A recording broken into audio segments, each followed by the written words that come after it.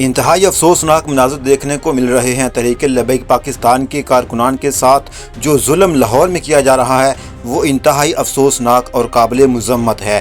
Lahore police صبح ہوتے ہی کارکنان پر شدید شیلنگ کر رہی ہے، اسٹیٹ فائرنگ کی جا رہی ہے، ہیلی کاپٹر سے کارکنان پر گولیاں چلائی جا رہی ہیں۔ مارے جا رہے ہیں، یہ فائر کر رہے ہیں، یہ فائر کر رہے دیکھیں اوپر سے ہیلی کاپٹر سے بھی فائرنگ ہو رہی ہے اور یہ اسرائیلی ایجنٹ سامنے سے بھی اسٹیٹ فائرنگ کر رہے ہیں۔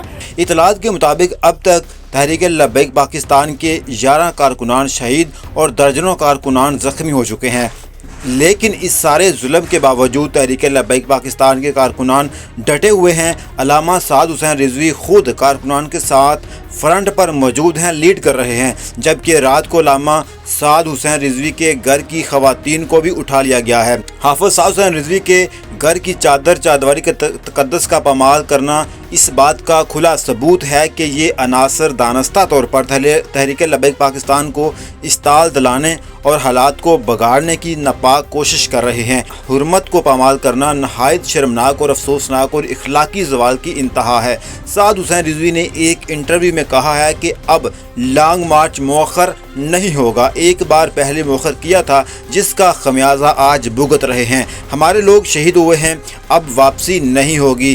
میں بلٹ پروف نہیں، میرا نقصان کارکن کا نقصان ہے اور کارکن کا نقصان میرا نقصان ہے۔